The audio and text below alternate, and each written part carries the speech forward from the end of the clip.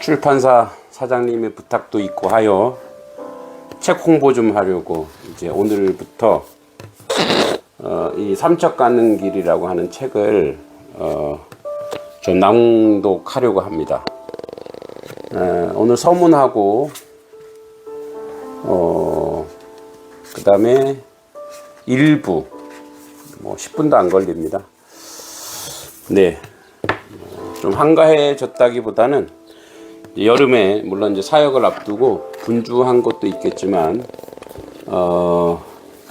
저야 뭐 그래도 우리 나눔사가 이렇게 좀 많이 잘 돼야 되니까 저도 또 계속 책을 쓸 수 있고 하니까 이 삼척 가는 길은 태조 이성계 고조부 목조 이안사의 여정과 삶을 조선왕조실록을 보고 제가 재작년에 글을 좀 작고 썼습니다. 뭐 반가운 소식은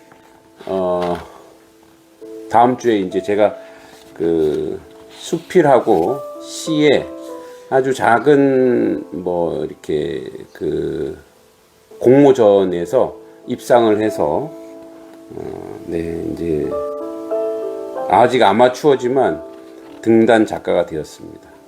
고맙습니다.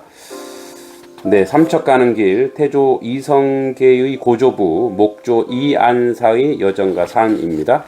자, 서문을 읽겠습니다. 역사는 대개 왕의 이름으로 기록되지만 왕조는 어느 날 갑자기 시작되지 않는다.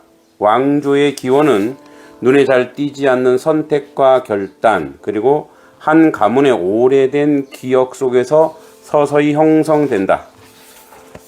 오래도록 붙들려 온 질문이 있다. 이성계는 왜 전주 이씨였는가 하는 물음이다. 그는 전주에서 태어나지도 성장하지도 않았다. 그의 활동 무대는 동북면이었고 세력 기반은 북방이었다. 그럼에도 그는 끝내 전주를 본관으로 삼았다. 왕이 된 이후에 굳이 지켜야 할 전주라는 이름의 단순한 족보를 넘어서는 의미가 담겨 있지 않았을까? 이 질문으로 조선왕조실록, 특히 태조실록으로 시선을 이끌었다.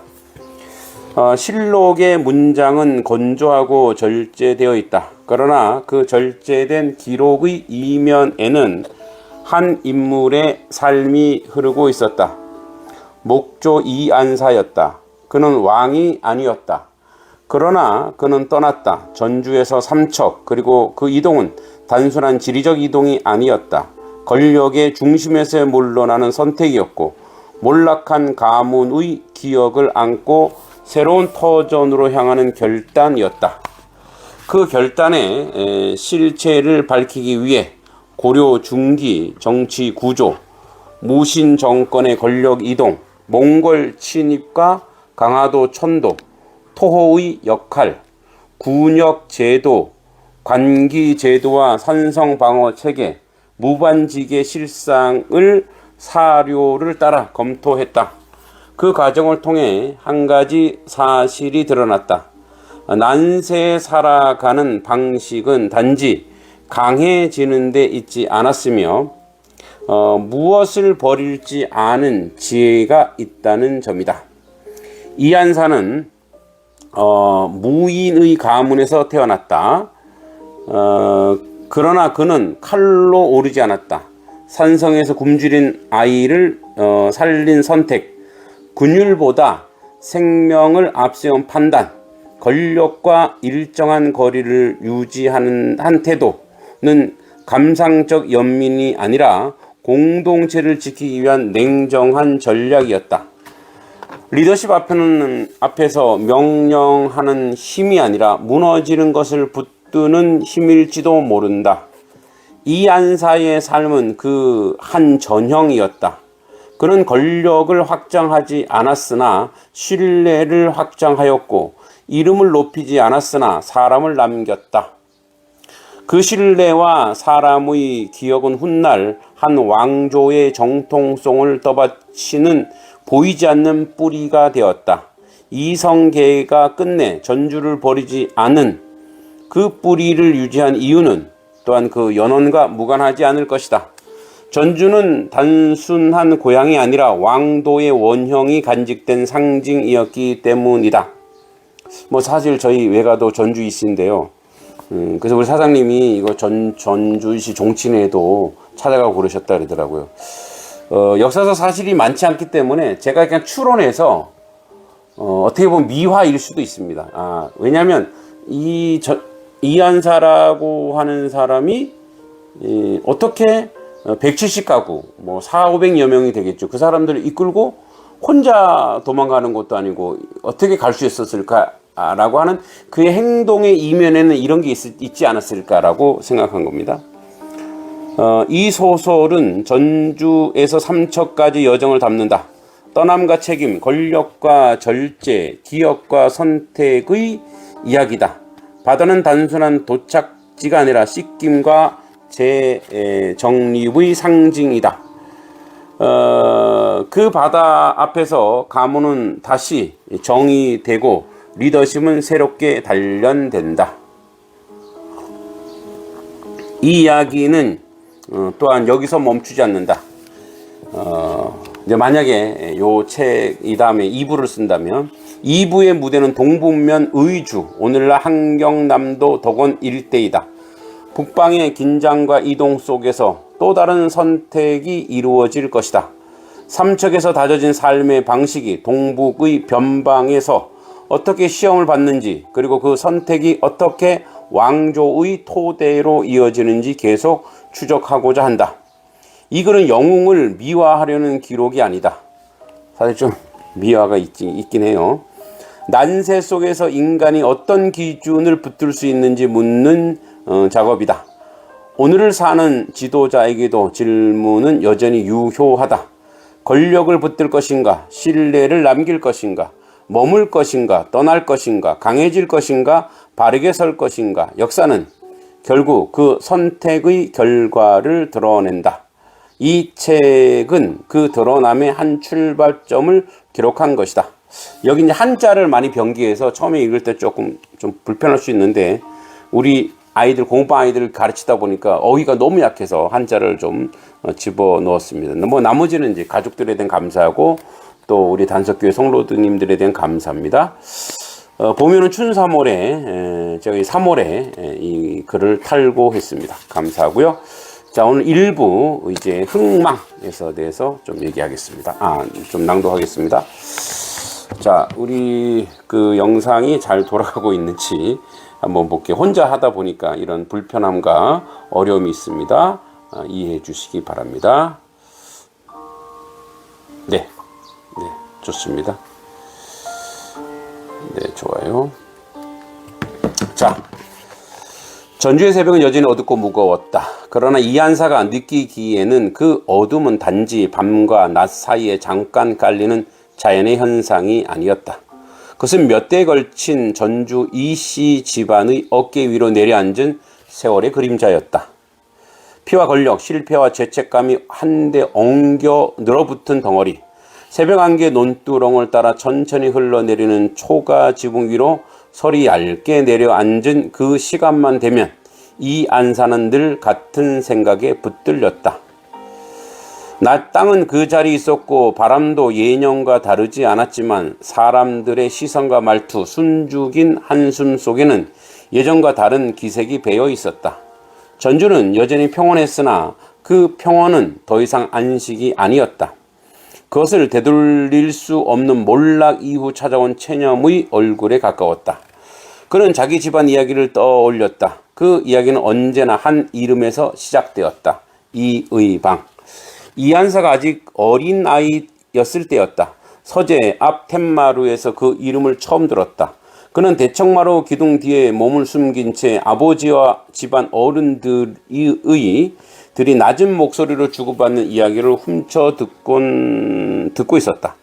마치 그 이름 자체가 불길한 기운을 품고 있는 것처럼 어른들은 그 이름을 입에 올릴 때마다 목소리를 낮췄다.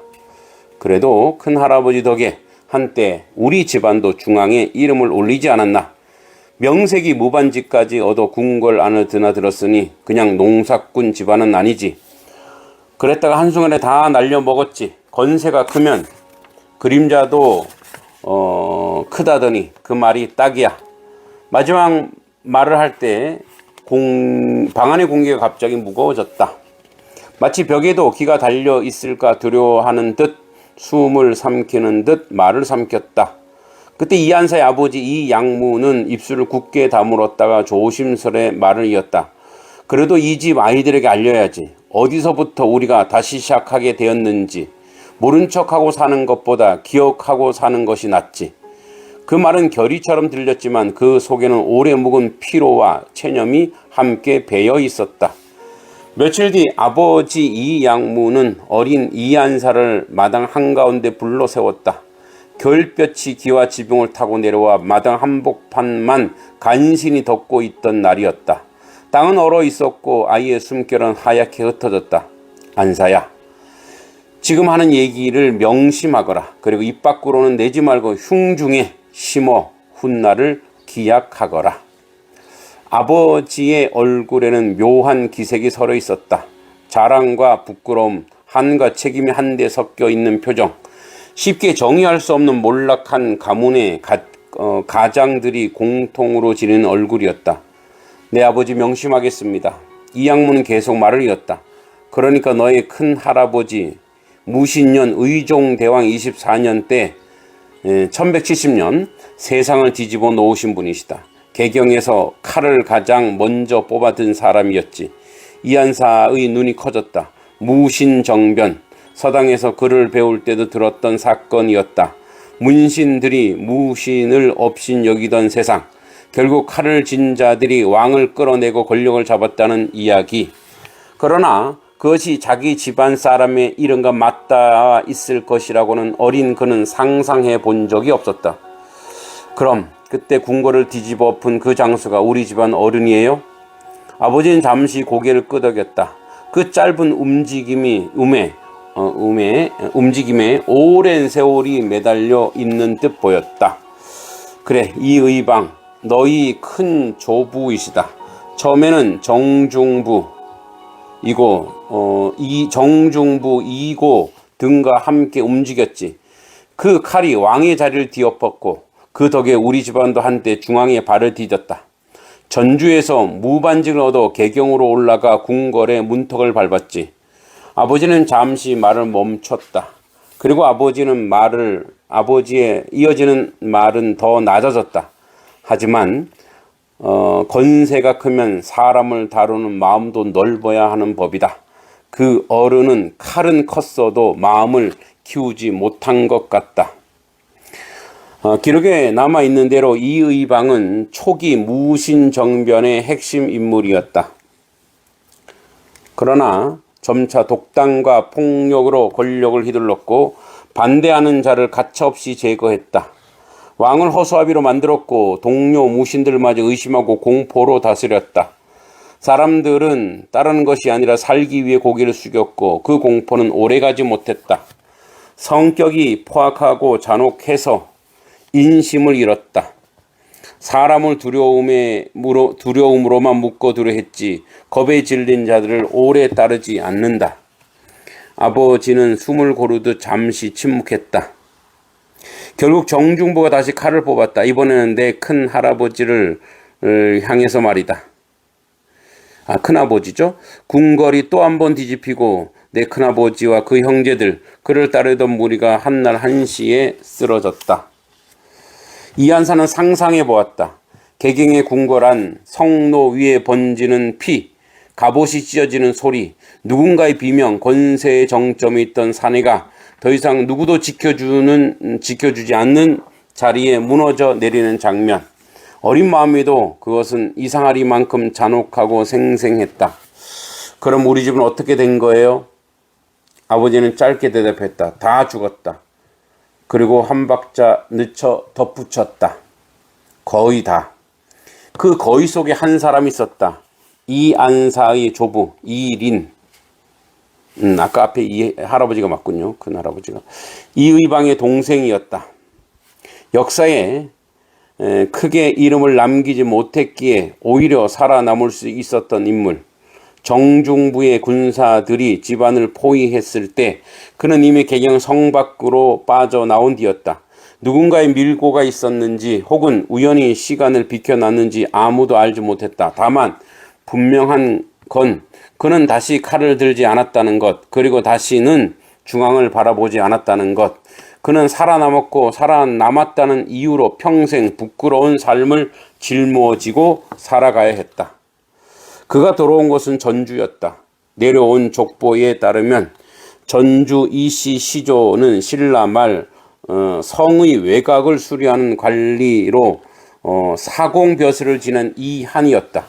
그로부터 여러 세대를 지나 15대 후손이 이의방, 그리고 다시 3대를 내려와 18대 손이 이안사였다. 전주 이씨 집안은 가장 오래된 뿌리가 박힌 땅이었다. 논두렁의 구분 모양, 바람 불어오는 방향, 장마 뒤 흙이 마르는 속도까지 몸으로 이르는 땅. 개경에서 높이 오르는 것 같았지만 결국 우리는 다시 이 흙으로 돌아왔다. 아버지는 먼 산을 바라보며 말했다. 그 산은 말이 없었고 언제나처럼 그 자리에 있었다. 모든 것이 불타고 이름은 역적의 계보에 올랐고 살아남은 자들은 다시 쟁기를 잡았다. 그게 우리의 끝이자 시작이었다. 어린 이한사는 그 말의 무게를 온전히 이해하지 못했다. 다만 가슴 어딘가 서늘해지는 느낌만은 분명했다. 칼로 올라갔다가 피로 떨어져 다시 흙으로 돌아온 집안, 그리고 그 흙 위에 또 한 번의 시대의 물결이 바뀌고 있었다. 전주의 새벽은 여전히 어둡고 무거웠다. 그러나 그 어둠 속에서 이 안사는 알 수 없는 다짐 같은 것을 마음 깊숙이 품기 시작했다. 이 집 안에는 다시는 칼로 오르지 않을 것이다. 그러나 언젠가는 이 흙 위에서 다른 방식으로 이름을 남길지도 모른다는 희미한 예감이 새벽 안개처럼 조용히 그의 마음에 내려앉고 있었다.